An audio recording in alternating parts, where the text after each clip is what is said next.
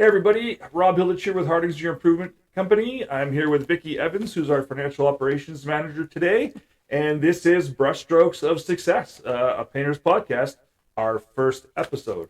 How's Vicki today? Vicky's great. Vicky's really excited to be here. Number one. Awesome. It's kind of cool. This is the first time we're doing this. I have no idea how to do a podcast, video cast, whatever you call it. But the idea of this is to kind of bring in franchise partners, our partnership group of the company itself. Our founder, Dalton Harding, is going to be joining us on one. And I thought there's no better way to start this than with you, because other than me, I mean, well, both of us are as intimate with the company as you can possibly be.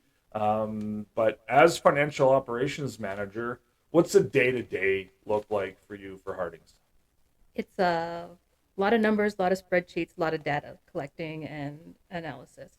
It's probably not the most flashy job in the company, but it's certainly a key when we start looking at how to grow to different markets and what we can offer our franchisees as far as when they're setting up and getting started, what to expect, because we've got this history now of all of these companies that have come up through our system, and we have a very good idea of what those first few years look like, what the 5-year mark looks like, what the 10-year mark looks like, Yeah. and sort of where they can start setting benchmarks and goals for themselves as part of their success journey.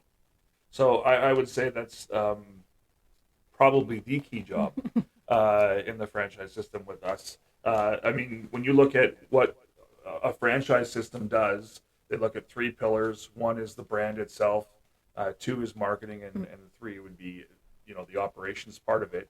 And you've been integral, especially working with me together. The two of us are constantly coming back and forth with ideas on how we grow, on how we help operations, on how we do training manuals. What part of the job, I guess, do you like the most? The favorite part of my day is definitely getting to participate in the success of others, of watching them fulfill the goals and ambitions that they've set up for themselves and becoming successful business people.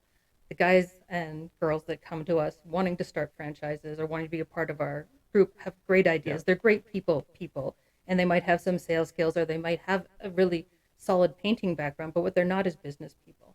But they have the dream and the drive, and what we can do for them, what we do help them with, is we give them systems and structures, and we give them a toolkit for success. And while they're learning to adapt to these new tools, new systems, we are behind them 100%. And anything we can do to help accelerate that journey or get them moving forward faster, because like I said, the drive is so there to succeed fast.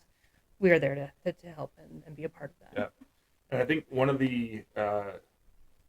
it's funny because when I talked to Dalton Harding, our founder, about when we were doing this, and he brought something up about my technical skills. Now, the production value on this is pretty low, so I don't know about my technical skills. It's the first kick at the cat. We'll Yes, get better. We'll get better. But the funny part is that in my previous employment, I was always the software guy, and you've taken that kind of over for us here. What I'm going to call our third-party proprietary system that we use. I set up the back-end side of it, but you're really the front-end person and training people on that particular system. What have you found in working with our franchise partners and teaching them that? Has it been an easy system to teach? There's certain aspects of it that are very easy. So to get up and running, you can and start using it on a day-to-day basis right away. It's as you spend time within the system itself, the more information you can be putting into the system, the more you put into it, the more you're going to get out of it. So Yeah. it's a tool that's as complicated as you want it to be, as far as how it will generate reports for you and tell you where you're at. And of course, my encouragement is always going to be that if you can capture all of that data in real time, it's only going to benefit you down the road. It's a little bit of time now for huge future gain to know your numbers. It's that whole you can't manage what you can't measure. It, don't measure. Yeah. And I honestly think that every single guest that we have on this video series is going to say the exact same thing, because we ram that down their throats. Business. Awesome. So, when I look at the system that we're using, the back end part of it is super easy to set up. When we have price changes and everything like that, it's very easy for a franchise partner or ourselves to go in and do it for them. But what would make, I guess when you think about it, and maybe this is a question for me to answer, I'm not sure. What makes us unique in your mind as a franchise system compared to other franchises? That's a little tricky because I don't have a lot of franchise experience. That is definitely where you are. But as far as running a business and trying to keep things as smooth as possible, as unencumbered as possible in how you function day to day is a huge part of making the most of your time. And we don't want these guys to be slogging through a clunky system or having trouble with something that takes them hours and hours to accomplish something that's now with the system that we have in place currently clicks of buttons just help you advance and keep things rolling forward. Yeah. It keeps your time measured and managed, and it's going to free you up to do other things. The automations that are out there now in so many different software programs are all about saving you time, and time is money, and time, if it's not making you money, is time you're spending with your family and friends and living the good Yeah. life outside of why you're working. And that's one of the things that we predicate as a franchise system is that we want our franchise partners to have that work-life balance.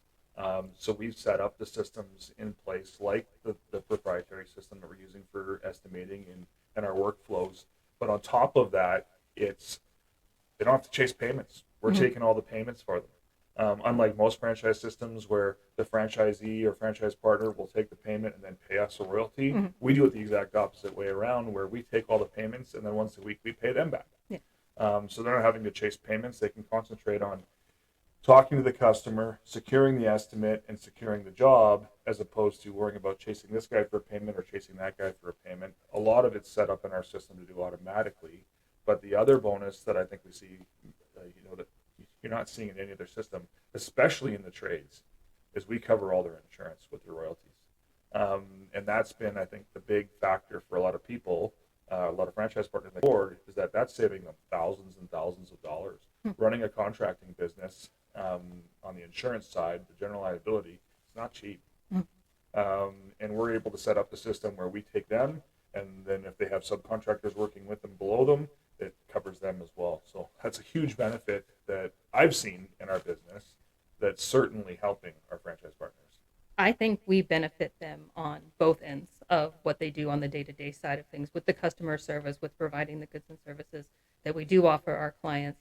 Is the system is set up that they're not chasing leads at the beginning either, that they are being fed a client list and people who are sincere about looking for the services that we offer, so that they can focus on just making those connections and building it on the front end. And as they conclude those jobs and get to invoice them out, that the receivable portion is then taken over again on our side, which frees them up to just start that cycle all over again, which is shortens what they have to do on a day-to-day business to convert things to cash, which is a huge benefit. And it's something that it's what we do day to day. I mean, you think about it, when you open a small business by yourself and you open Tom's Painting.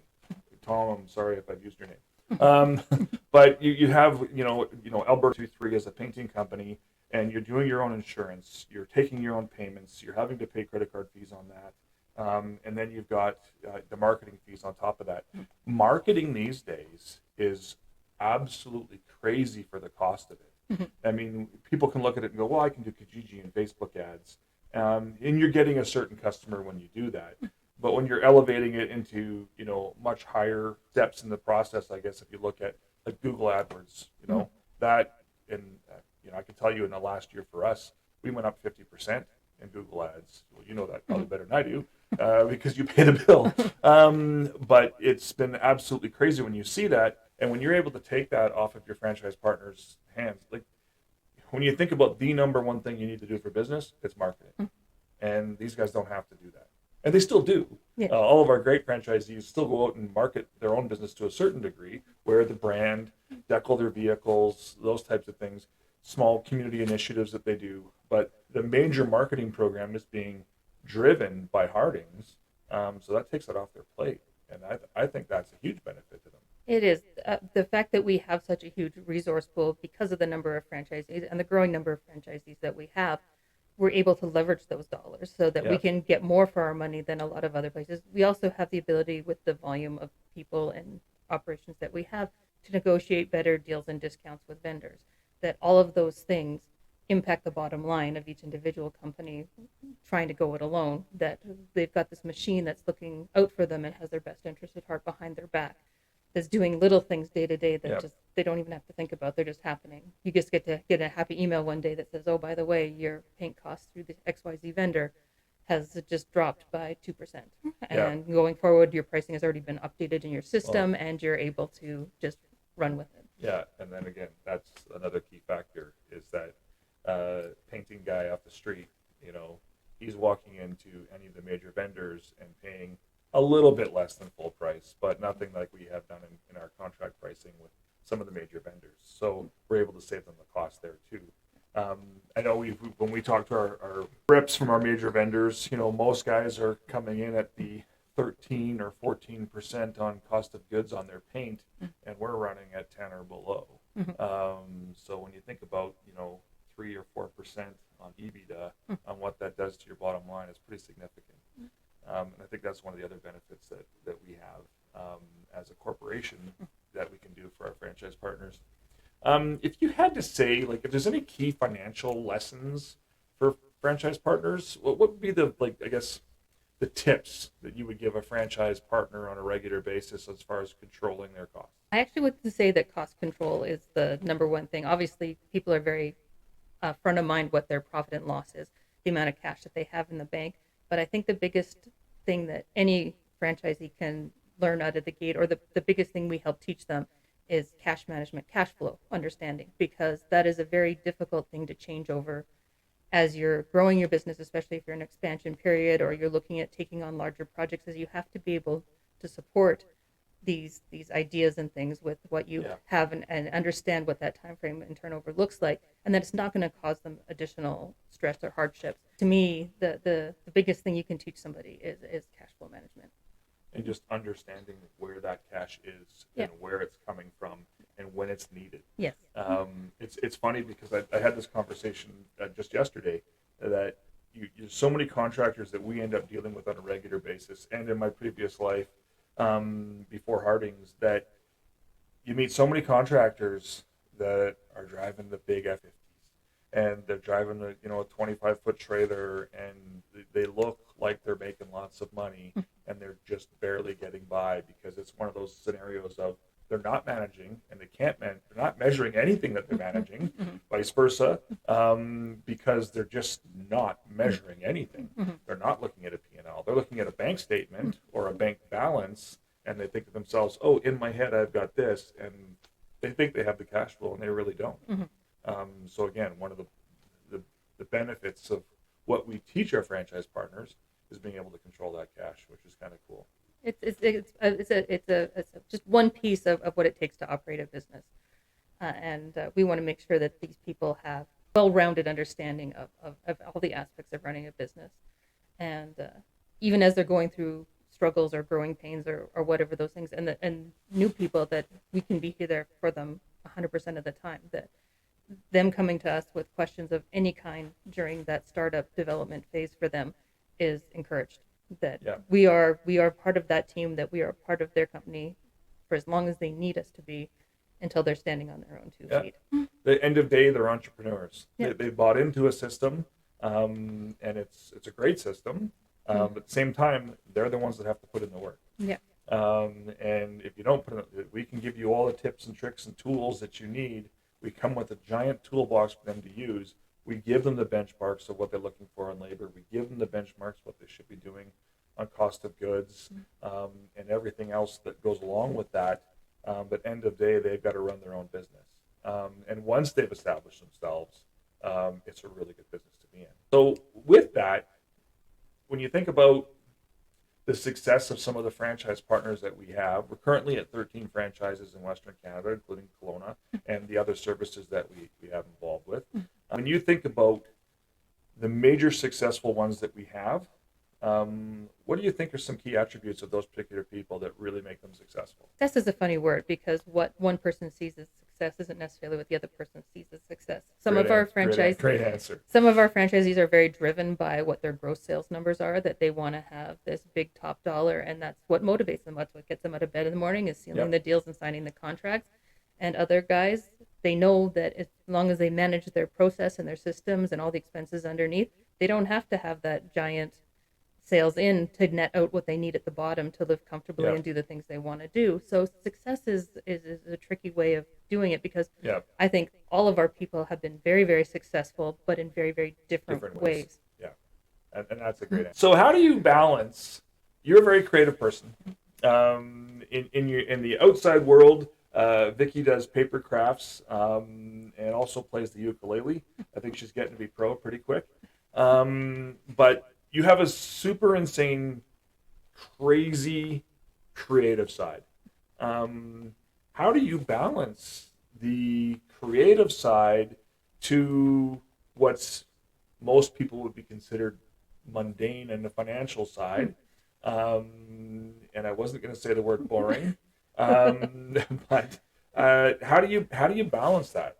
Like it's like the side up episode where you got a friend up here and a friend down there, and I guess they come into play and become equal. But tell us a little bit about that crazy chick. I've always been a very creative person. One of those. I'm the type of person who has an imagination that when I see something, if I can visualize it and I can figure out how to make it or achieve it or attain it, and I'm willing to put in the time or the resources to go for it, I will do it. I'm result driven in that way. And so on the creative side of making something, of having this idea of exploring things that are maybe creative materials, making music is very, very fun. I like to be busy with my hands. I like to do something where at the end of it I can see a tactical result. Yeah. And quite often everything starts with this idea of what if I do this, what if I do that? And that's equally posable when you're looking at a business, is with all these what ifs.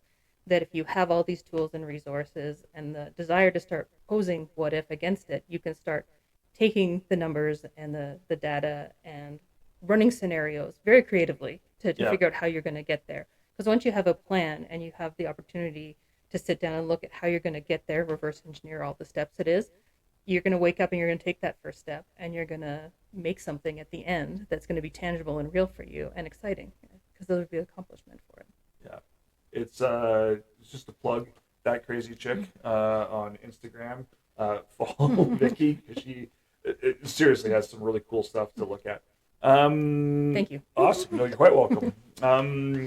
So if you were to, I guess, explain Hardings to somebody, from the outside looking in, if there's a potential franchise partner or a franchisee that's looking to buy a business coming in, if you were to, I guess, describe our group and what we have here, is there a way you could describe it?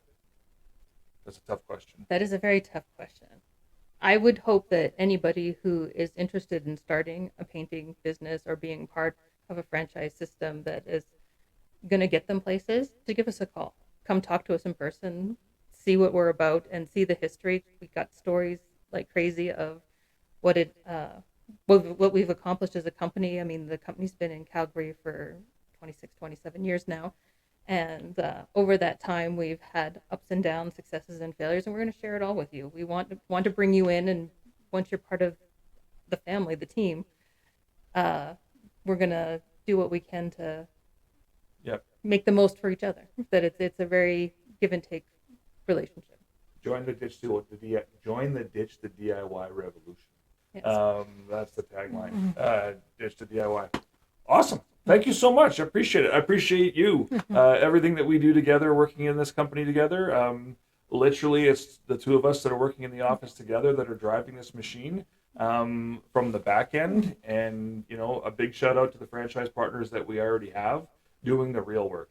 Not to take away what we do, but they're the ones that, are in the field, on the front lines as far as dealing with customers, and it's been a really fun ride so far, and I'm looking forward to so many more years of it. I can tell you with all sincerity that I love my job. I love coming to work every day, and I'm looking forward to working with you on each and every opportunity and every person who wants to come work with us. Oh, thank you so much. Appreciate it. That's the first episode of Brushstrokes of Success, the Painters Podcast. Check us out, Harding Services, and it'll be on YouTube as well.